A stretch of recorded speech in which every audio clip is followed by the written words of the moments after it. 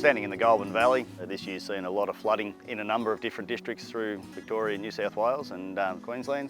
We're just standing in a paddock at the moment that's been under probably a metre or two of water and was inundated for several weeks.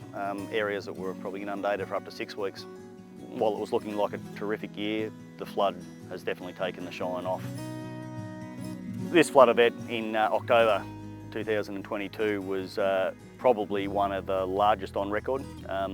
People talk about 1974 as one of the major floods, but this was 80 centimetres higher than that particular flood. In 2010, none of this area that we're standing on would have been inundated. That was the last major flood that we've had, and previous to that, probably 1993 was a big one.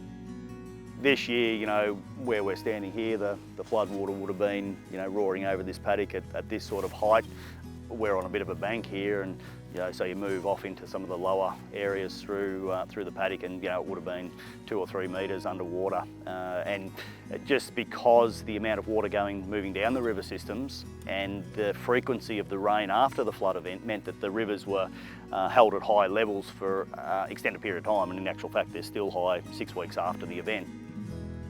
There's been a number of issues that occur, I suppose, when a flood goes through, and that it can be surface water moving over the soil and moving plant material off and soil off, to inundation for prolonged periods of time, which can cause leaching of some mobile nutrients, but also denitrification, things like nitrogen, where you actually can come back into some of these paddocks and they might be quite deficient in things like N.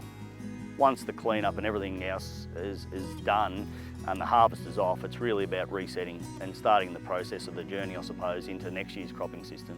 And soil testing will be definitely part of that, just to have a good understanding of where we are on the parts of the paddocks that have produced good crops, on the parts of the paddocks that have bombed out and have been affected by the flood.